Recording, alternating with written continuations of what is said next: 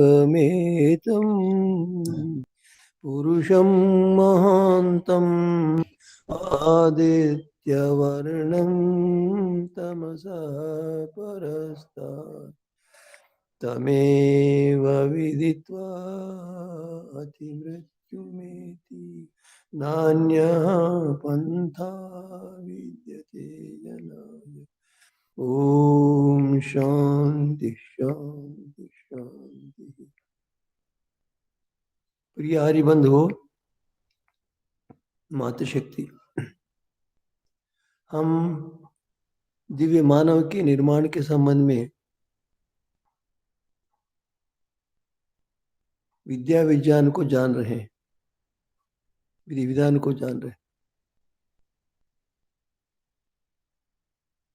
महर्षि दयानंद जी ने कहा है कि वेदों की अप्रवृत्ति से महाभारत जैसा भयंकर युद्ध हुआ। वेदों की विद्या के न होने से ही सर्वत्र अज्ञान दुख क्लेश बने हुए हैं, बने रहते। महर्षि दयानंद जी ने जहां पर वेद को उन्नति का आधार माना, वेद को छोड़ना अवनति का आधार माना,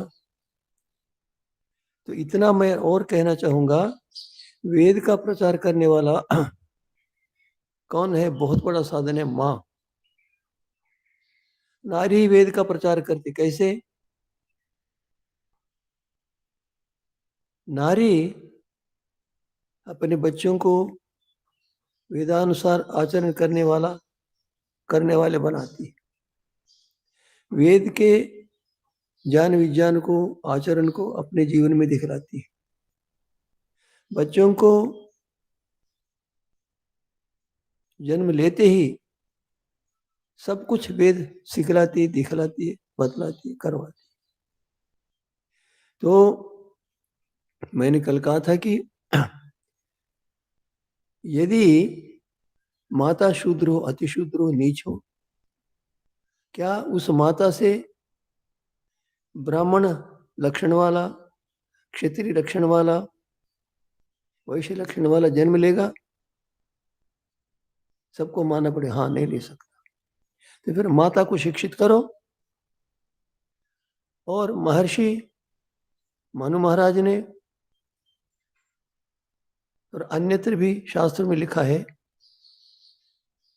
उपाध्यायन दशाचार्य आचार्याणम शतम पिता सहस्रम तो पितरेन माता गौरवीणा। कहते हैं कि एक वेद को पढ़ाने वाला गुरुकुल में उपाध्याय कहलाता, 4 वेदों को पढ़ाने वाला आचार्य कहलाता। क्यों? आचारम ग्रहायति आचरण शास्त्रार्थम आचरण अर्थमिति। अर्थात समस्त शास्त्रों को संग्रह करके उसको पढ़ाकर उसकी बुद्धि का निर्माण करता, आचरण को सिखलाता। वेद पढ़ने वाले का आचरण कैसा होना चाहिए, वेद को किस प्रकार आचरण में लाया जाता है, वेद के अनुसार आचरण को लाने वाला कैसा होता है, इस प्रकार का आचरण करके दिखलाता, उसको अभ्यास करा देता। इसलिए उसको आचार्य कहते। उपाध्याय जितना उपकार करता है ब्रह्मचारी का, आचार्य उससे 10 गुना अधिक उपकार करता है। फिर आगे कहते हैं, आचार्याणाम शतम पिता। पिता एक आचार्य शिष्य का, बालक का, ब्रह्मचारी का जितना हित करता है, उसकी अपेक्षा एक पिता 100 गुना अधिक करता उपकार। और आगे चलकर कहते हैं, शास्त्र पितृ माता।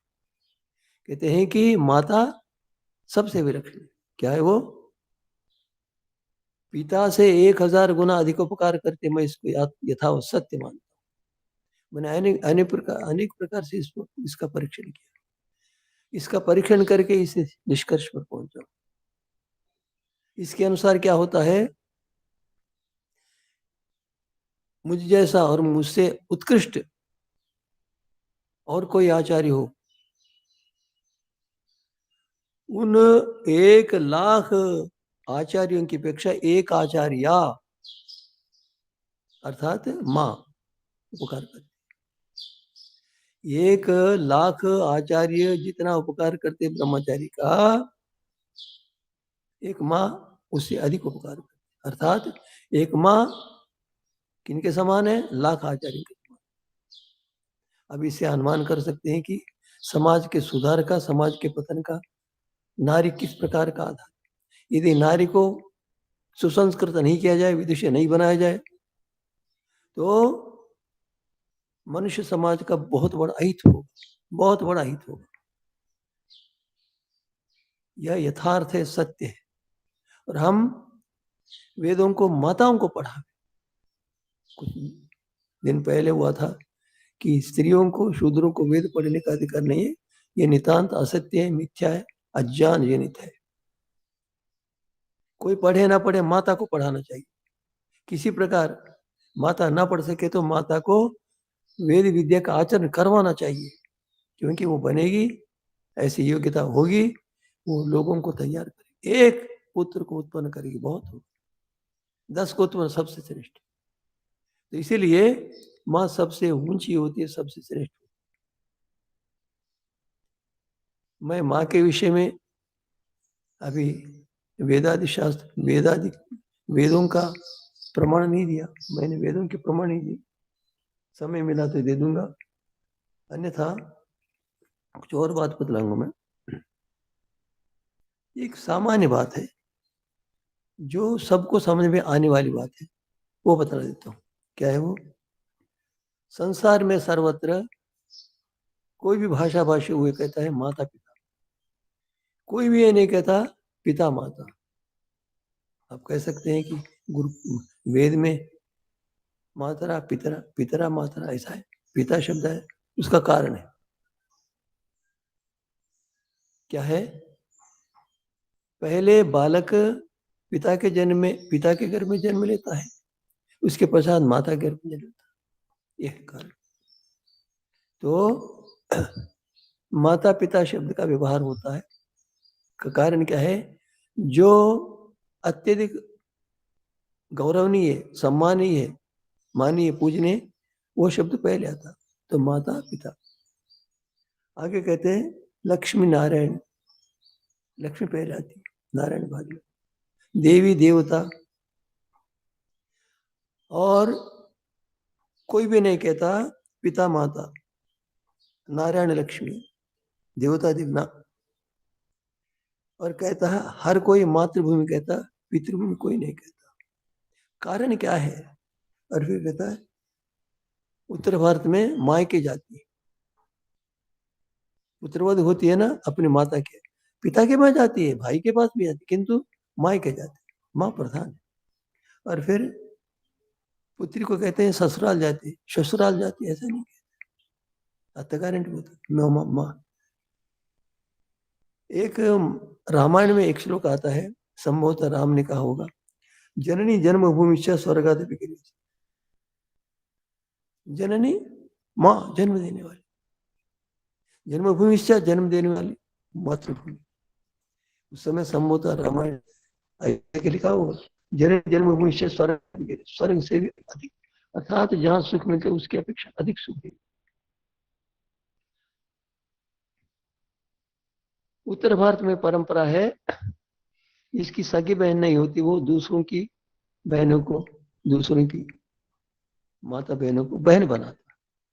उन दोनों में अत्यंत पवित्र विचार, पवित्र संबंध होता, पवित्र भावना होती। सगी बहन के समान ही उसके प्रति पूज्यता भावना होती, पूजा भावना होती, सम्मान की भावना होती। वो बहन बनाकर प्रसन्न होते कि वही भाई क्यों नहीं बनाते, नहीं बनाते। वो जो मृदुता है, जो सेवा भाव है, जो परोपकार की भावना है, नम्रता है, संतान को उन्नत बनाने की योग्यता है, वो माँ को सम्मानित करती है। और एक परंपरा तो ठीक नहीं, फिर भी बतला देता हूँ। दक्षिण भारत में माता पिता पुत्री और दामाद के चरण छूते हैं। कारण क्या है? 60 साल का पिता 20 साल के की लड़की का चरण छूता, दामाद का चरण। ये व्यवहार अशुद्ध है, असत्य है। उनको, उस पुत्री को, दामाद को पाप लगेगा यदि ससुर माँ पिता चरण छूता। फिर भी इसका कारण यह है कि पुत्री अत्यंत सामान्य होती।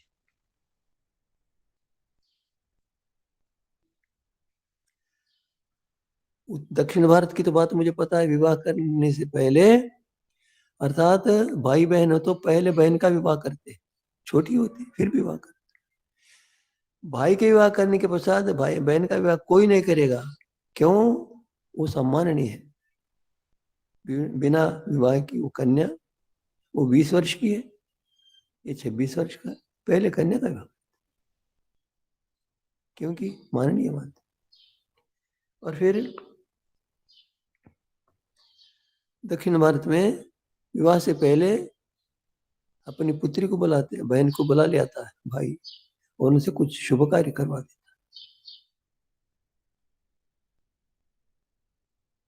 अब उत्तर भारत में देखते हैं हम, एक पिता अपनी पुत्री के घर जाता, भोजन करता, वैसे नहीं करता। थाली के नीचे कुछ पैसे रख देता, 100 रुपया, 200 रुपया, 500 रुपया, 50। अर्थात पुत्री के घर का भोजन करना पाप मानते हैं। इसलिए ऋणी होने की अपेक्षा ऋण से मुक्त होने के लिए थाली के नीचे, मैंने देखा थाली के नीचे रख देता, कन्या ले लेती। कोई अपमान नहीं मानता, कोई बुरा नहीं मानता, दामाद भी देखता।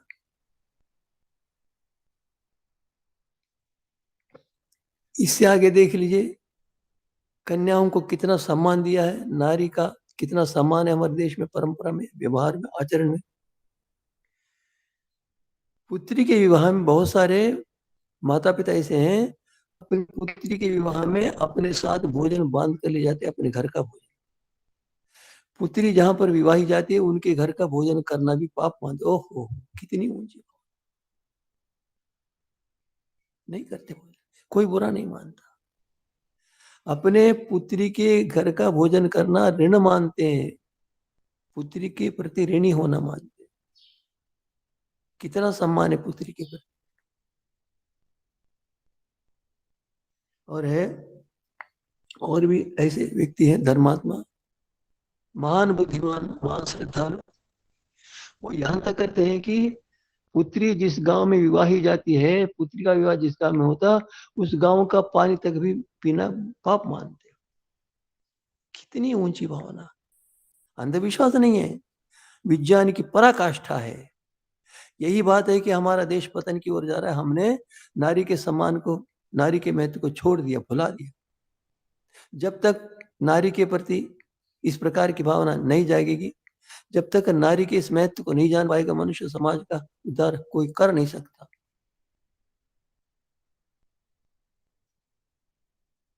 एक और बात मतलब, नेपाल में आज भी 5 राजकन्याएं,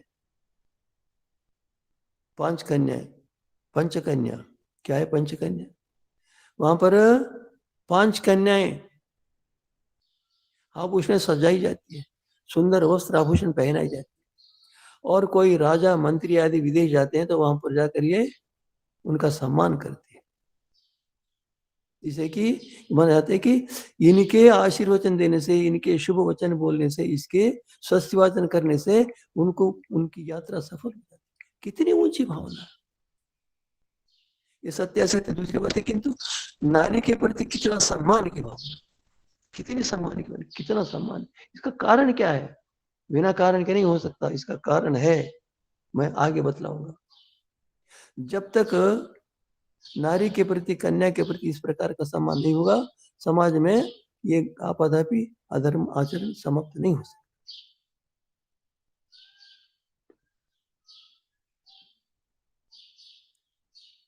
और आने पर भी स्वागत बोलती है। कहते हैं कि उनका कल्याण होता, शुभ होता है। एक कम्युनिस्ट शासन आया, उसने कह दिया कि हम इस प्रकार की अनावश्यक परंपराओं को स्वीकार नहीं करेंगे, बंद कर दिया। तो फिर क्या था, आंदोलन हो गया सारा नहीं, फिर सिर झुकाकर मानना पड़ा। एक जनता की भावना है, आप राजा बनकर जनता का राज्य, जनता के ऊपर राज्य करना चाहते, उनकी भावना को दबाकर कुचल कर क्या करें। पता चला उनको, इसके पश्चात इस परंपरा को समाप्त नहीं कर पाए, पुनः पुनः पुनः। एक और विशेष बात हो गई, कितनी बात बतलाऊं, बतलाते बतलाते घंटों दिनों लग जाते, समाप्त नहीं। आज भी कुछ ऐसे धर्मात्मा हैं, कहते हैं जैसे बहुत सारे लोग वेद मंत्र संध्या करते वैसे पूजा पाठ करते। पूजा पाठ में जिनको सती किया गया था, जो सती हुई थी पति के मरने के पश्चात, पति के मृत्यु के पश्चात, उसकी अर्थी के साथ या तो जल गई थी या जला दिया बलपूर्वक, उनको पुण्यात्मा मानते। पति के साथ अपने शरीर को आहुति देना, भस्मसात करना पुण्य मानते। उन सतियों का नाम स्मरण आज भी करते बहुत सारे। इसका कारण होना चाहिए, इस कारण पर विचार करो, क्या है नारी का सम्मान क्यों, बतला दूंगा आपको।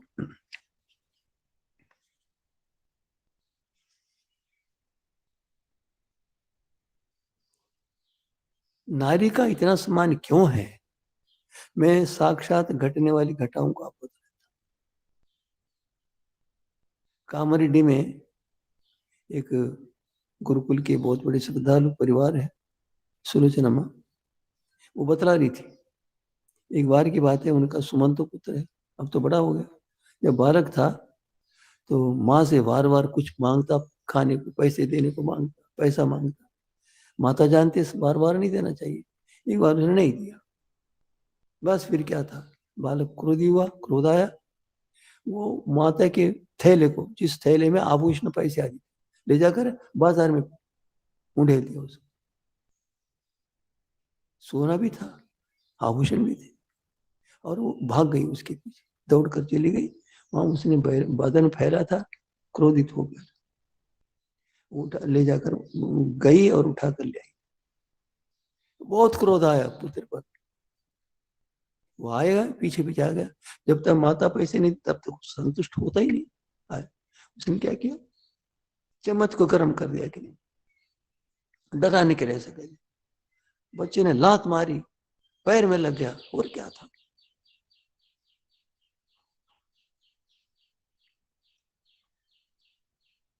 माँ ने पुत्र को गले लगाया, आंसू आने लगे। अर्थात उसके मन में उसके हित की भावना थी, दुख देने की भावना। बाद जब तक वो ठीक नहीं हो तब तक रोती रही। आज दोनों है, माँ है, पुत्र है। कहने का है कि माँ किस प्रकार बच्चे का हित करना चाहती है, ये हमको समझना चाहिए। माता के उपकारों को, माता के गुणों को, माता के महत्व को जानना पड़ेगा। जब तक नहीं जानेंगे तब तक उनकी रक्षा नहीं कर सकते, उनका सम्मान नहीं हो सकता। जिस देश में नारी का सम्मान नहीं होता, जिस देश में नारी का अपमान होता है, उस देश में कोई भी सुखी नहीं रह सकता।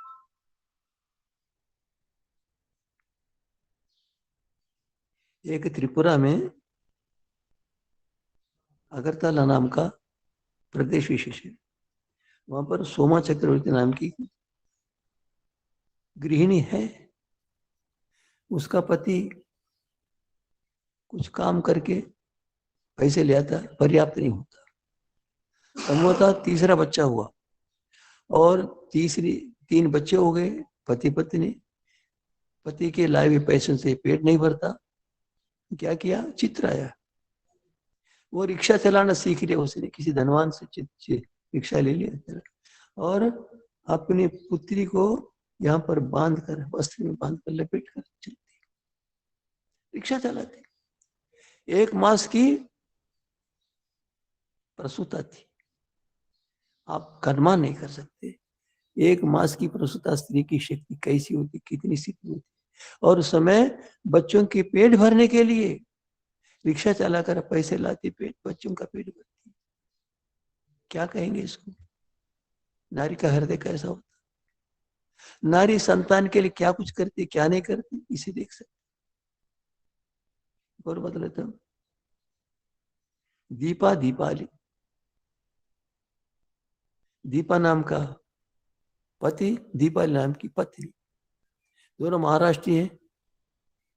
और इसके आंध्र और महाराष्ट्र के किनारे पर वो शिवरात्रि के आसपास गन्ना काटने का काम होता है, तो गन्ना काटने के लिए आती है, मजदूरी ने आती है, मजदूर आते हैं, वहीं पर झोंपड़ी डालकर एक आध मास तक रहते हैं, गन्ना काटने का काम जब तक चलता तब तक रहते हैं, उसके पश्चात घर चले जाते।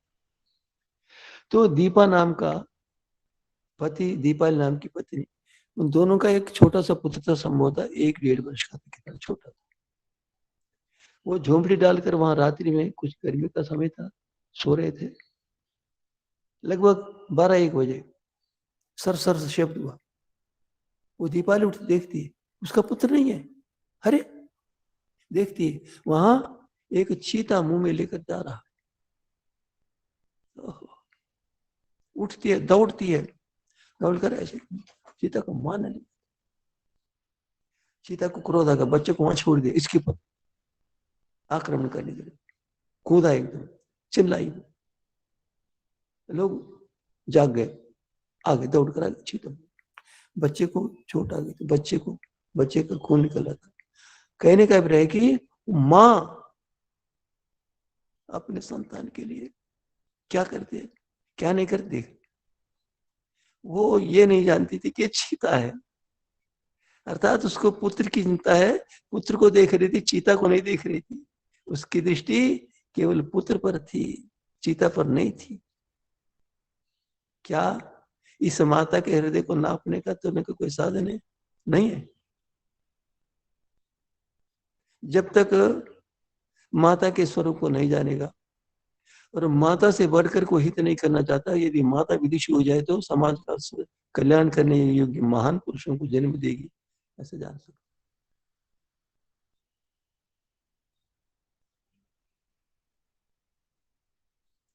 एक भाग्यनगर में एक परिवार है, एक उनकी संभवतः बच्ची है, छोटी बच्ची है, उसका स्वास्थ्य बिगड़ गया। चिकित्सा करते कराते बहुत रुपए, लगभग 12 लाख रुपए का अपना घर बेच दिया उसने। क्यों बेचा? पति ने पत्नी को छोड़ दिया, बच्चे को छोड़ दिया, चल दिए, बाहर निकल गए। पिता तो छोड़ सकता बच्चे को, बच्ची को, पत्नी को, माता तो नहीं छोड़ सकती ना। बच्चे को लेकर चली गई और घर बेच दिया, पैसे चुका दिए, पैसा है नहीं, बच्चे की चिकित्सा हो रही है। तो आजकल दूरभाषों क्या वो है, दूरभाष कर दिया। चंद्रशेखर राव जी मुख्यमंत्री, उनके पुत्र हैं, उनको दूरभाष किया। तत्काल उन्होंने सहायता के लिए लोगों को भेज दिया। कहने का अभिप्राय कि माँ जो है ना, पति को छोड़ सकती है, घर को छोड़ सकती है, बच्चों को नहीं छोड़ सकती। बच्चे अपना हृदय का टुकड़ा है। यदि ये माँ बच्चों को वेद सिखाना चाहिए, सिखा सकते, बात माँ ही सिखला सकती। माँ के जैसा कोई सिखाने वाला नहीं है, माँ को प्रमाण मानने वाला जैसा कोई दूसरा नहीं। माँ से बढ़कर कोई किसी को प्रमाण नहीं मानता, और माँ की बात को मानने वाले पुत्र से अतिरिक्त, पुत्री से अतिरिक्त कोई दूसरा है। ये शुद्ध विद्यालय, पवित्र विद्यालय, स्वार्थ रहित विद्यालय। वहां पर केवल उपकार लेना, उपकार देना ही चलता। ऐसे व्यक्ति यदि माँ वेद पढ़े, वेदाचार को जाने, उसको सिखला सकते, वही सिखला सकते और कोई सिखला नहीं सकता। इसीलिए माता को प्रशिक्षण होना चाहिए, वेद शास्त्रों को पढ़ाना चाहिए। माता के द्वारा समाज का निर्माण हो।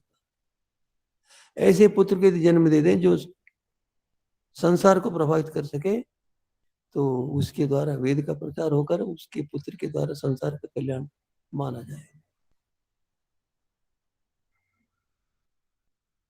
एक और बड़ी घटना मतलब अनहोनी बात बता, लोक में होता नहीं है, हुआ है। क्या हुआ? मीनाक्षी बलिंद है अभी, उसका 18 वर्ष की अवस्था में विवाह हो गया, और विवाह के पश्चात गर्भ ठहरा, 4 मास का गर्भ पतन हो गया। दुखी होना, अरे मेरे गर्भपात क्यों हुआ, मेरे गर्भपात क्यों हुआ, गर्भपात है, ये चिंता ले। लोगों ने कहा कोई बात नहीं, पहला गर्भ ऐसा होता तो ठीक है। दूसरी बार 5 मास का गर्भपात हो, अरे क्या हो गया, मेरे साथ क्यों होता, ऐसा क्यों हुआ, बहुत चिंतित होने लगी। अब चिंतित होकर दुखी हो, क्या करें समझ में आया नहीं। फिर तीसरी बार एक बच्चा जन्मी, बच्चा जन्मती मर गई। ओहो, बांध टूट गया, उसकी बांध टूट गई। क्या हुआ, उसके उनको लोग जो है ना शुभ कार्य में बुलाते हैं, तो उनके हाथ से आशीर्वाद आशीर्वाद नहीं देना, बड़ा अपमान था।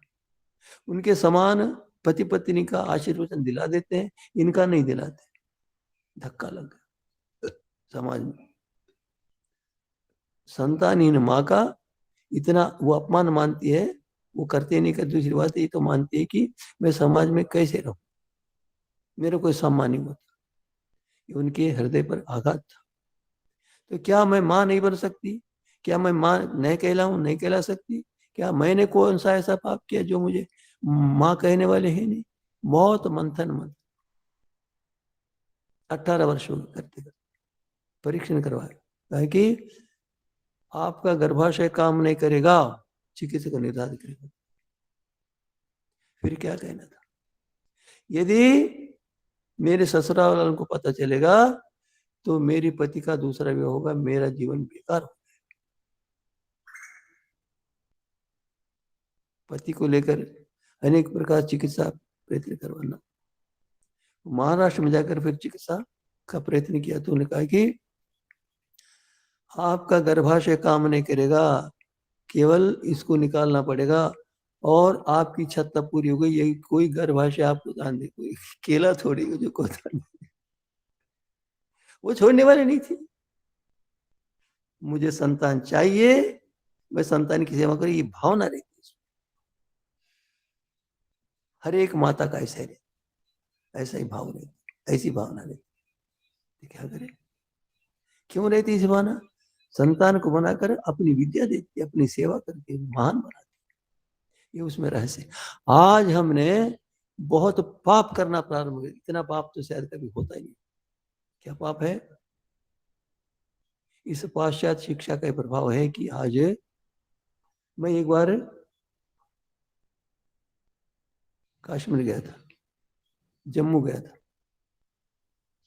एक परिवार वाले वहां ले गए मुझे, अपने सत्संग में आते थे, तो उन्होंने कहा कि उनकी उस परिवार में माँ बाप दोनों, पत्नी जो है ना शोध किया, मछलियों के विषय में शोध किया, पीएचडी किया, पढ़ाती है विद्यालय। तो घर पर ले गए, सायंकाल गए, कहते देखो आचार्य जी, हम जो है ना अपनी पुत्री को पढ़ा रहे हैं, ऐसे पढ़ा रहे हैं जिससे कि अपने आप ही अपना पेट भर सके। क्यों, सुनो, विवाह होने के पश्चात यदि पति छोड़ देगा तो अपने पेट भर सके, ये है माँ की पुत्री के प्रति ये भावना है कि पति उसका पेट न भरे तो स्वयं पेट भरे। नहीं भाई,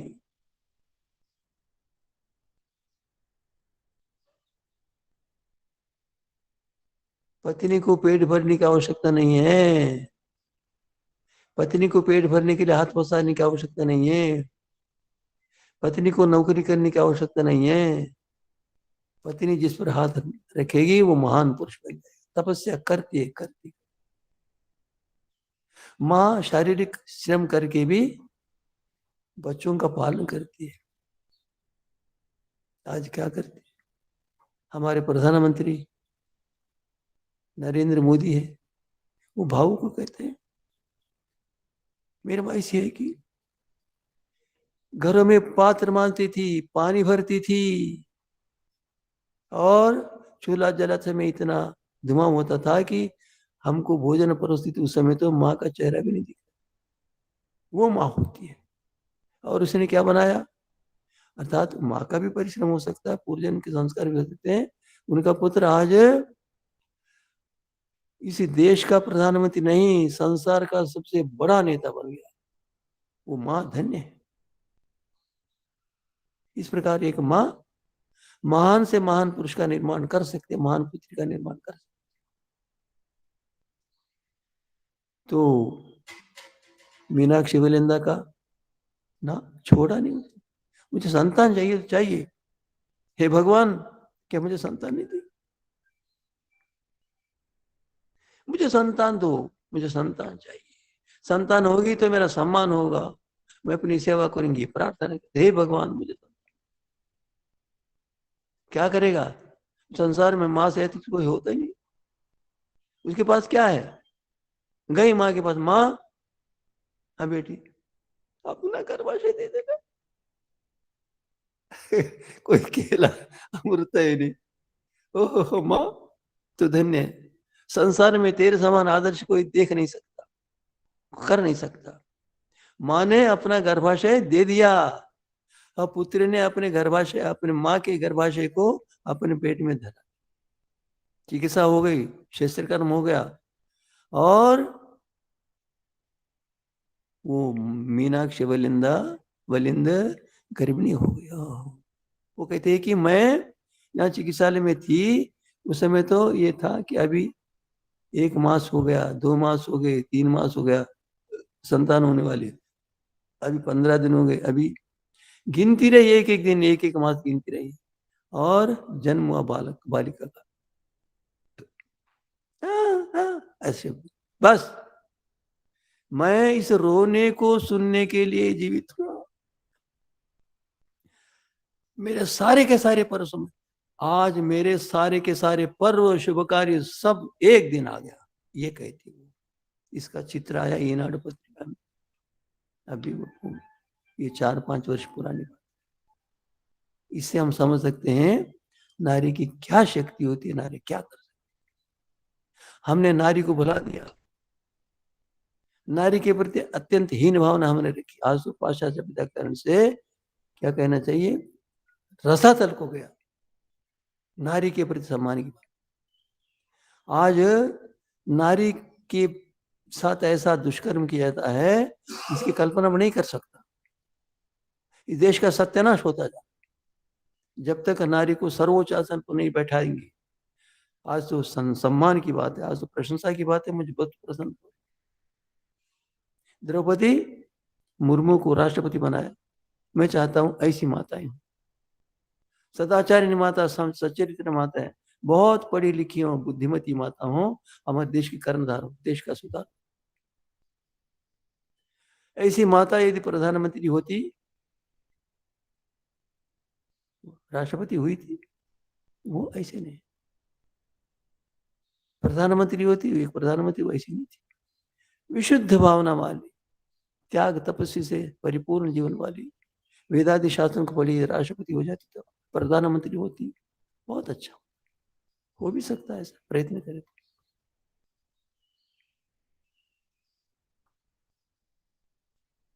तो मैंने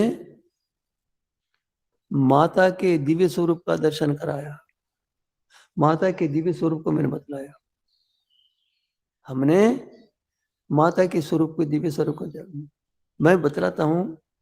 मैंने देखा है बहुत सारे व्याख्यान देने वाले, ऐसा व्याख्यान देने वाला कोई नहीं जो माता के ऐसा स्वरूप को ना कह देते, ये तो नारी ना यथावत ऐसा उनके प्रति सम्मान होना। मैंने अपना ऐसा अभ्यास किया, जब मेरी माता जीवित कभी मिलने जाएगा, आशीर्वाद लेता था, मैं ये विचार करता था, मेरी सामने मेरी माँ बैठी और मेरी माँ मुझे तलवार से काट दे कंधे को तो भी मुझे दुख नहीं होना, उसके प्रति क्रोध नहीं, मैंने साधना की। ऐसी भावना हो तो माता का कल्याण हो। माता कुछ नहीं चाहती, केवल अपनी सेवा देना चाहती। तो जिस देश में नारी का सर्वोच्च स्थान होगा, जिस देश में नारी बहुत पढ़ी लिखी होगी, पढ़ने में समर्थन हो तो भी वेद के आचरण को अपनाने वाली होगी, सदाचार में बहुत बड़ी योग्यता वाली होगी, वो महान पुरुषों को जन्म देगी, महान पुरुषों का निर्माण करेगी, तो देश का कल्याण होगा। किंतु मध्यकाल में ऐसा हुआ कि कुछ लोगों के मन में अज्ञान के कारण से, वेद को न पढ़ने के कारण से, शास्त्र को न पढ़ने के कारण से, ईश्वर उपासना न करने के कारण से पाप की भावना छा गई, वो भी बतलाया जाता है। नारी के प्रति निंदनीय विचार आए, कहा कि नारी असत्य, चपलता, उद्दंडता का घर, दुस्साहसों का नगर, समस्त दोषों का भंडार, असंख्य कपटों का आश्रय, अविश्वासों का स्थल, माया जालों की टोकरी है। यह है, लिख दिया मनुष्य ने। उनके हाथ में कलम था, कागज था, मानने वाले भी थे या नहीं थे पता ही नहीं। पैरों की जूती कहाँ है नारी को, पुरुषों की खेती कहाँ है, दासी कहाँ है, ढोल गंवार शूद्र पशु ये सब, अर्थात ढोल के समान पीटने योग्य मतलब है। नारी ऐसी विषैली है कि उसकी छाया पड़ते ही सर्प अंधा होता है। भाई ये बात यथार्थ है, किंतु ये नहीं रहस्य है कि नारी जब मासिक धर्म से युक्त होती है उस समय उसके शरीर से ऐसा विष निकलता है, ऐसा विष निकलता है, सर्प भी अंधा होता है। सर्प सब कुछ ऐसे विष से युक्त शरीर के समय में आज पढ़ी लिखी लड़कियां स्नान करती हैं, ठंडा पानी छूती हैं और रोटी पकाती हैं, पता नहीं दौड़ती हैं, नौकरी करते हैं, उनका जीवन व्यर्थ हो जाएगा। वो महान पुरुषों को जन्म नहीं दे सकती, वो अपने शरीर को रख नहीं सकती, रख नहीं सकती। उसको एकांत में बैठना चाहिए, कोई श्रम स्वाध्याय तक भी नहीं कर सकती यदि के पास नहीं आना चाहिए। उसने कहा रोटी पका ना, एकांत में बैठे विश्राम करे, ओम का जप करे, किसी पुरुष के चेहरे चित्र को भी न दे, ऐसा करें तो महान पुरुषों को दे। सारी की सारी परम समाप्त। क्या है, नारी ऐसी नारी प्रत्यक्ष राक्षसी, नारी प्रत्यक्ष दिखने वाली राक्षसी। ये कहा श्री नाम सर्वाशुभा नाम क्षेत्र चाणक्य ने कहा कि समस्त अशुभों का कारण है। और शंकराचार्य के नाम से कुछ वाक्य मिलते किनके मैं नहीं जानता। विज्ञात विज्ञात महाविज्ञात अर्थात विद्वान से विद्वान कौन है, कहते हैं कि नारी पिशाची से जो वंचित न हुआ, ठगा नहीं गया। ओहो, क्या इसको लिखने वाले की कोई बुद्धि थी, मैं तो पांधना लगभग ज्ञान से शून्य था, उसके हृदय में राग द्वेष भरा हुआ था, अज्ञान भरा। का श्रृंखला प्राणभूता में नारी, कहते हैं कि जंजीर क्या है, पैरों की जंजीर क्या कहते हैं, नारी। अरे भाई उसी नारी ने तुझे जन्म दिया है, तो ये सारा लिख रहा है। यदि नारी जन्म लेते तेरी गर्दन को मरोड़ कर मार डालते तो क्या करता तू, पाप मिट जाता। विश्वास पात्र न कि मैं सनर, कहते विश्वास न करनी कौन है व्यक्ति, कहते नारी है। किम तद विषम भात सुखोपम, कहते हैं कि अमृत के समान दिखने वाला विष कौन है, नारी है। अरे तो बुद्धि मारी तो नहीं गई, क्या लिख रहा है तू। द्वारम के में नरक से नारी, नरक का एक ही द्वार है, वो नारी है। और ये है कि उस वो जो है ना, इसे नारी के यहाँ से जन्म लिया। नरक का ये सबसे बड़ा नरक है। माँ तो नरक की द्वारी होगी, तो नरक की साक्षात नरक। मधु तिष्ठति वाच योजना हृदय हालात, वाणी में तो मधुर है, शहद है, और हृदय में विष है। मैं कह नहीं सकता इससे बढ़कर और क्या, बहुत सारे लिखे शास्त्र लिख रहा हूँ। ये तो बहुत भयंकर बातें लिखी, अर्थात नारियों के विषय में कोई भी ऐसा शब्द नहीं, कटु शब्द नहीं है जो ना लिखा हो, कोई ऐसा अपशब्द नहीं जो ना किया हो, ऐसा कोई दुष्कर्म नहीं उन्होंने किया हो।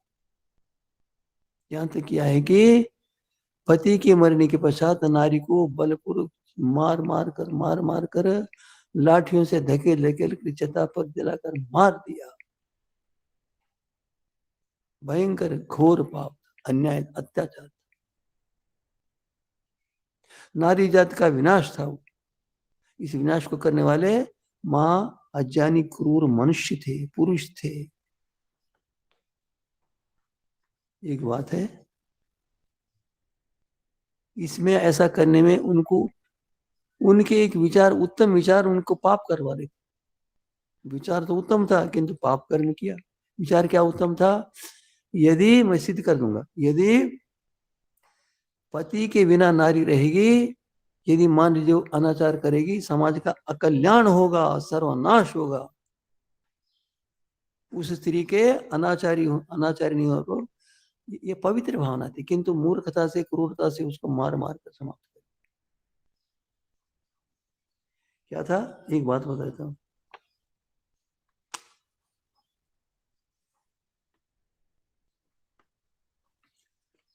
महाभारत युद्ध हो रहा था।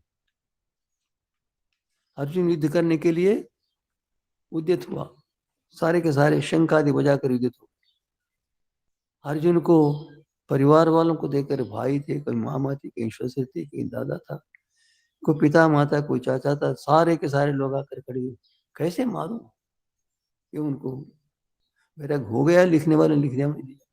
कहते हैं कि यदि इस प्रकार सारे के सारे युद्ध मारे जाएंगे, कहते हैं कुलक्षय प्रणश्यंति कुल धर्म, ये कुल का क्षय हो जाएगा।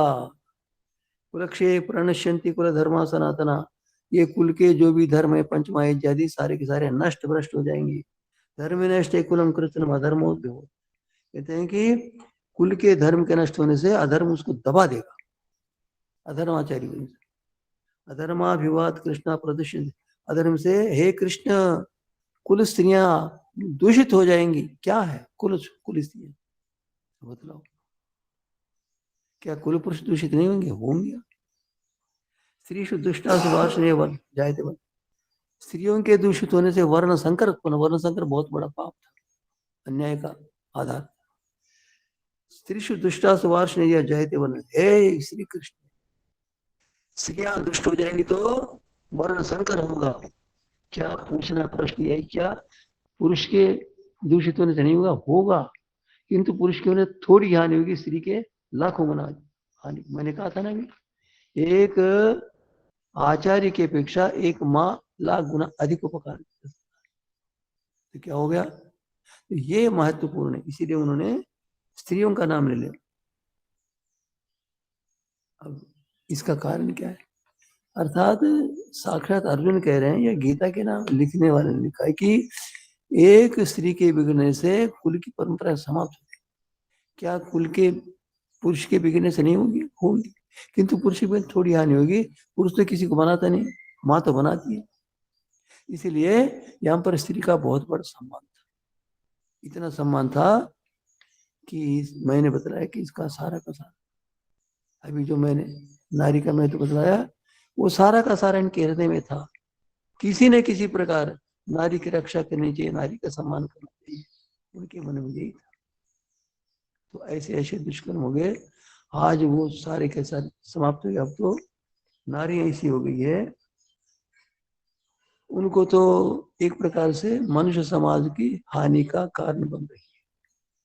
उनकी वेशभूषा, उनके विचार, उनका कार्यक्रम, सारा का सारा मनुष्य समाज को नरक की ओर ले जाने। उन्होंने क्या लगाया? नारी घर से बाहर न अकेली न जाए, किसी का उसके साथ रहना आवश्यक है। नारी घूंघट निकाले, नंगे सिर कहीं जावे भी नहीं, बुरखा पहने। अरे,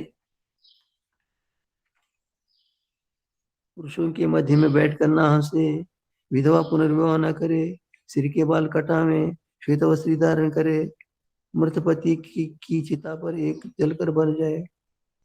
अरे, क्या लिख दिया? क्या प्रतिबंध लगाया?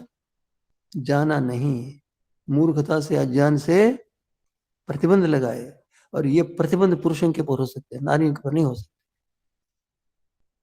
आज भी एक नारी, पुरुष सड़क पर खड़े होकर अश्लील व्यवहार कर सकता है, माता बहनों को बुरी देख सकता है, बुरी बात कह सकता है, बुरी चेष्टा कर, किंतु कोई भी नारी, पति से पति नारी भी सड़क के ऊपर खड़ी कर अनुचित चेष्टा नहीं कर सकती। इतनी लज्जा उसमें आज भी है, पुरुषों में नहीं है, निर्लज्ज हो गए। और एक आचार्य वराहमिहिर हुए हैं, उन्होंने प्रश्न किया वराह परिसमिति, ये बता भाई, तुमने नारी की निंदा करते बहुत सारी बातें लिखी, ऐसे मुझे ये बतलाओ कि ऐसा कौन व्यक्ति है जो नारी में दोष हो उसमें ना हो? ऐसा कौन व्यक्ति है जिसमें नारी के दोष ना हो? सब है। नारी पुरुष तो दोष करते हैं, नारियों के दोषों को गिनते, अपने दोष नहीं गिनते। क्या बात हो गई? पक्षपात है, अज्ञान है। इसीलिए दोष नारी के ऊपर मरना नहीं, नारी पुरुष में भी दोष है। छोड़कर दोनों में दोष होने पर भी नारी समाज का हित कर सकती, कल्याण कर सकती है, क्योंकि मनुष्यों का निर्माण करती है। यदि उसके पेट से एक महान पुरुष जन्मे जो संसार का उद्धार कर सके, असंभव संभव है। उसको शिक्षित करो, ऐसा हो कर रहे।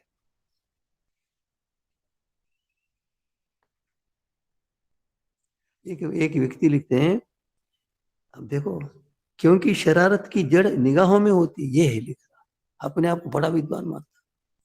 नवी ने कहा है, नवी उसका कोई गुरु होगा, उसने कहा है कि औरत की रचना छाती की टेढ़ी हड्डी से की गई।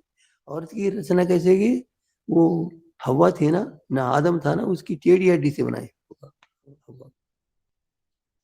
तुम औरतों को झुकावे तो टूट जाएगी, स्वतंत्र छोड़ेगे तो वह और भी टेढ़ी हो जाएगी। ये कोई मनुष्य है क्या? मूर्ख है, परम मूर्ख है। औरतों से तो राय लेना ठीक है, लेकिन आचरण उसे विपरीत करना चाहिए। अरे इसको क्या कहना चाहिए? उनका परामर्श ले सकता है, आचरण उनके विरुद्ध करना चाहिए। इन्होंने नारी को बंधन में डाल कर परतंत्र बना कर दिया। कहते कि हमारी दासियां जैसा हम चाहते वैसे करते। उन्होंने मान लिया कि उनके ऊपर हमारा अधिकार है। यदि नारियों में ऐसा आ जाएगा तो इन सबको बंद कर देगी, कारावास बंद कर देगी और मजदूरी करवा कर जीवन चलवाएगी। मैंने प्रतिबंध निस्सार सारे के सारे अज्ञान जिनसे मैंने कहा है कि नारियों के सम्मान के लिए जितना भी हो सकता मैंने बताने का प्रयास किया है। नारी साक्षात अनेक योग्यताओं से परिपूर्ण है। वो यदि शिक्षित हो जाए, वेदांत शास्त्र कंठस्थ में न होता है, वेदादि शास्त्रों की शिक्षा उसको दी जाए और तत्पर होकर निस्वार्थ भाव से संतान का निर्माण करिए। ऐसा पुरुष निर्माण नहीं कर सकता।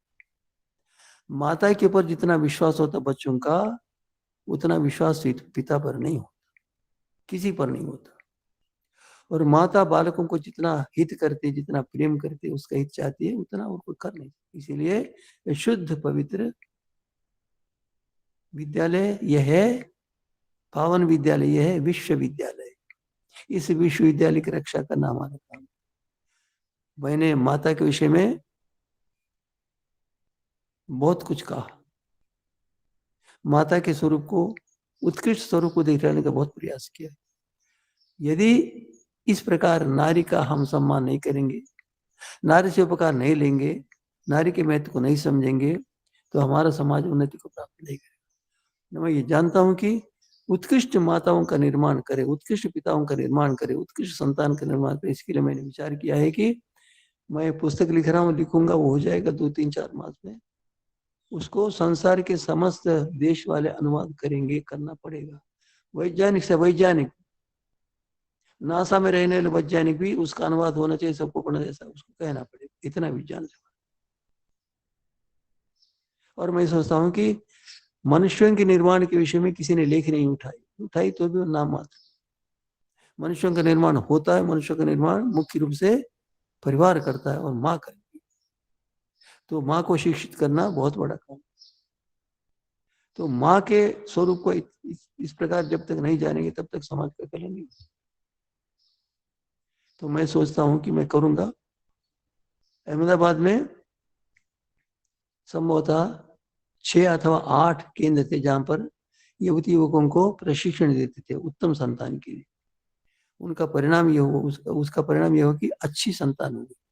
तो मैं चाहता हूं मैं जिस संतान का विचार कर रहा हूं वो उनसे अति उत्कृष्ट हो।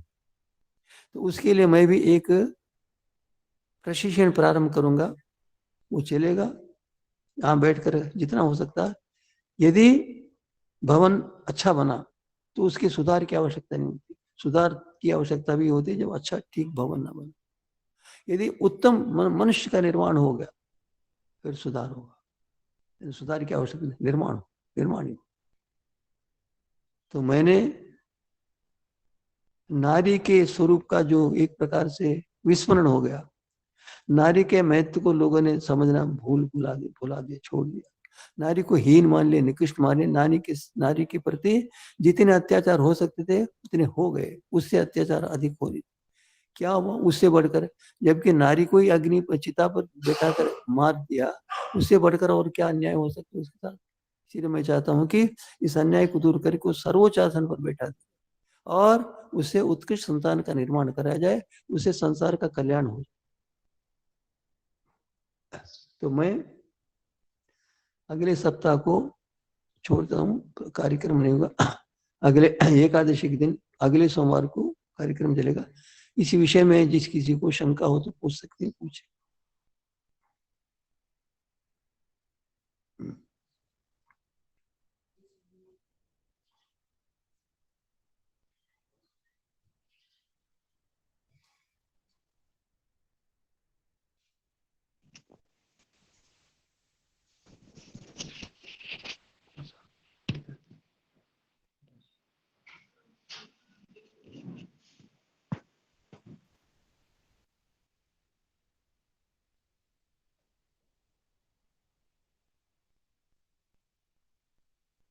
हाँ जी, कोई पूछना है तो पूछिए।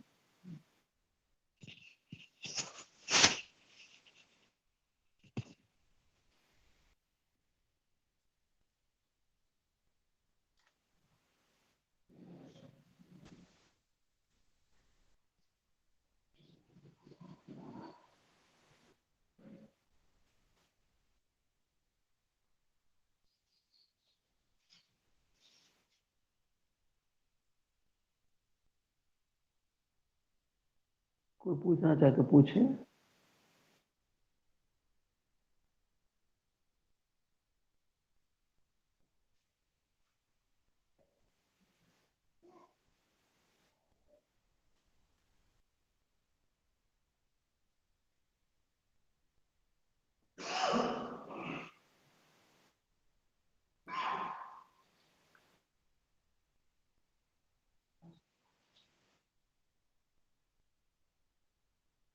यदि किसी को संदेह न हो, शंका न हो,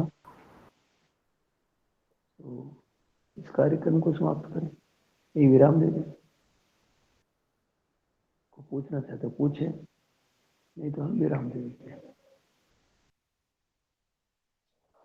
ಸ್ವಾಮೀಜಿ ఎవరికేం సందేహాలు లేనట్టున్నాయి? అమ్మా ఎవరికేం సందేహాలు లేనట్టున్నాయి? శాంతి. మంచిదమ్మా. ఓ